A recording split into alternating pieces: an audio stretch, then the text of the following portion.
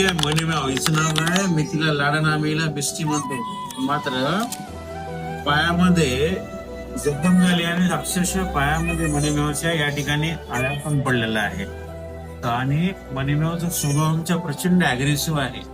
तर आज आम्ही मनीमेवला हलकं भुईत औषध देऊन पायाची संपूर्ण आळ्या वगैरे काढून फ्रेश करणार आहोत. ठीक आहे, मी तिला काम करू द्या आम्हाला व्यवस्थित. ठीक आहे, ओके, गुड.